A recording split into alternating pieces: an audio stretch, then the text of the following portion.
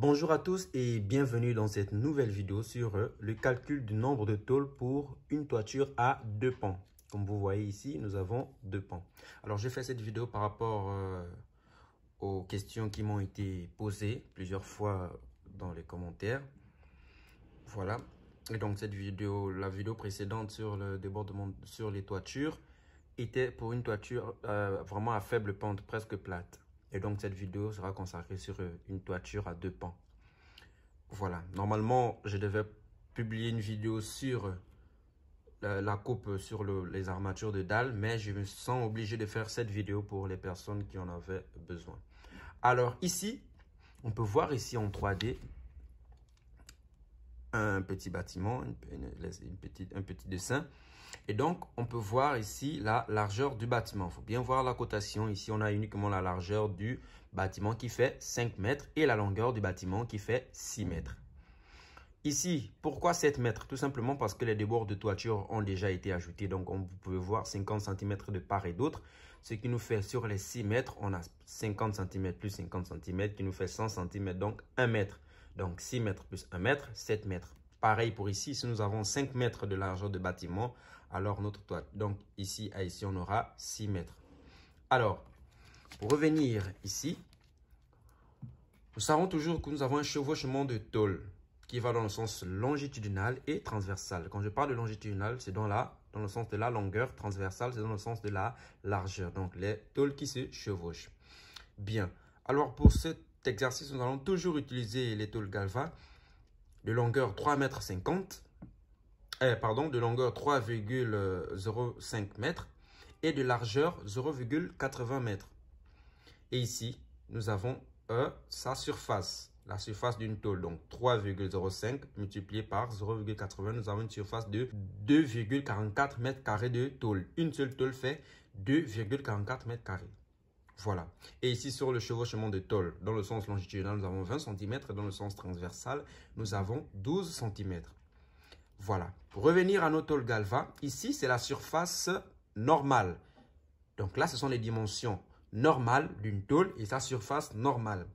Mais nous n'allons pas utiliser vraiment ces surfaces-là sur notre construction. Nous allons utiliser ce qu'on appelle la surface utile. Et donc, dans la surface utile, nous allons déduire les chevauchements longitudinaux et transversaux. Et donc, nous avons ici, comme j'ai mis ici utile, ça correspond aux dimensions utiles. Et donc, dans la longueur, nous n'aurons plus 3,05 m, mais plutôt 2,85 m. Parce que dans le 3,05 m correspond à la longueur. Et dans la longueur, nous avons un chevauchement de 20 cm, d'où 3,05 moins 0,20 qui nous donne 2,85 m de longueur utile. Donc, la longueur qui sera utile sur la construction. Pareil pour la largeur. Nous avons déduit les 0,12 cm de chevauchement transversal, donc dans le sens de la largeur, à la largeur normale de la tôle qui nous donne une largeur utile de 0,68 m pour une surface utile de 1,94 m². Et donc, c'est cette surface-là que nous allons utiliser pour la suite de l'exercice. Alors, ici, nous avons le calcul de la surface de toiture inclinée. Le calcul n'est pas le même, bien sûr, pour la surface d'une toiture plate. Parce que là, on doit prendre en compte l'inclinaison. Et donc là, on va passer par la propriété de Pythagore. Et donc, si ici, par exemple, je viens sur cette petite coupe-là, on a une inclinaison. Nous savons tous que l'inclinaison c'est le rapport du côté opposé à l'angle, donc là, ce côté qui est opposé à l'angle, et le côté adjacent, donc le côté qui est sur la même position de l'angle, donc qui est sur l'axe des abscisses. Ça, c'est le côté adjacent et là, c'est le côté opposé. C'est ça qui nous donne l'angle. Et donc, si on fait la tangente moins 1 de 1,85 m sur 2 m, on a donc notre angle ici. Et ici, c'est l'angle complémentaire. On n'a pas besoin de ça dans notre exercice. Pour revenir, calcul de la surface de la toiture inclinée, on va donc dire, d'après la propriété de Pythagore, on sait tous que la propriété de Pythagore nous dit quoi? Nous dit que le carré de l'hypoténuse, donc l'hypoténuse c'est le côté le plus grand de notre triangle rectangle, l'hypoténuse, donc le carré de l'hypoténuse égale à la somme des carrés des deux autres côtés.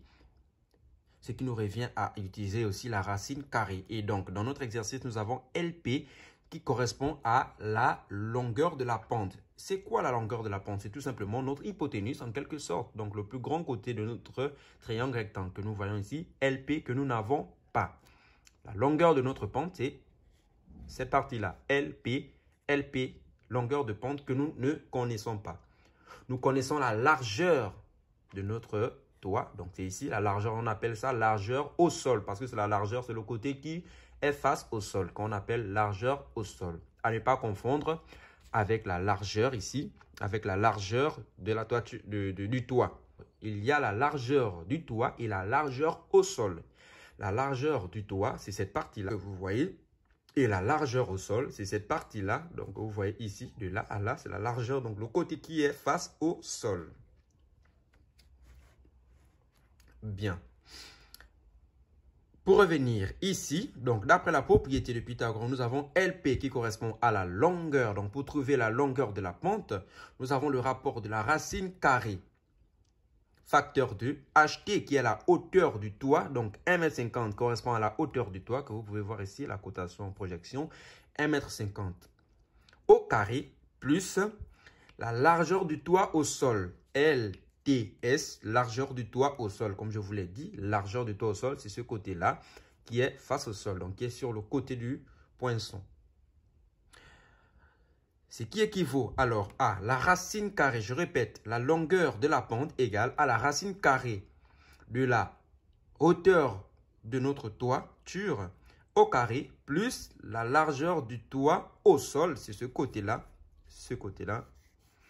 la largeur du toit au sol au carré, ce qui équivaut donc à racine carrée de 1 mètre en facteur au carré, qui est ici la hauteur, 1,50 m, pardon, la hauteur de notre toiture, plus la largeur du toit au sol au carré, qui nous donne alors 2,50 m. Donc, notre longueur de la pente égale 2,50 m. On a déjà tout ce qu'il nous faut pour calculer alors la surface. Et donc, pour calculer la surface du toit incliné, on aura le rapport S égale S, qui est la surface égale à LT. Cette fois-ci, LT, la largeur du toit. Il ne faut pas confondre LTS et LT. LTS, comme ici, c'est la largeur du toit au sol. Donc, c'est la largeur du toit qui est face au sol. Donc, cette partie-là qui prend le poinçon.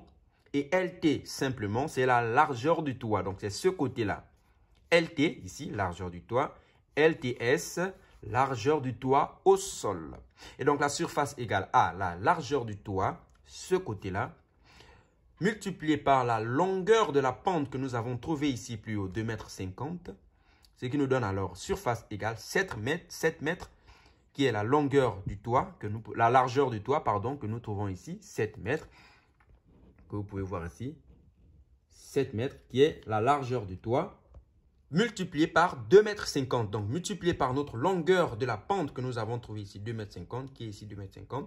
Donc, pour revenir sur la 3D, on aura alors 7 mètres, la largeur du toit, d'accord, multiplié par la longueur de la pente. Donc, 7 mètres multiplié par 2,50 m. On revient, 7 mètres multiplié par 2,50 m qui nous donne 17,5 mètres carrés. Alors, les 17,5 mètres carrés correspondent à un côté. 17,5 mètres carrés correspond à la surface d'un seul pont.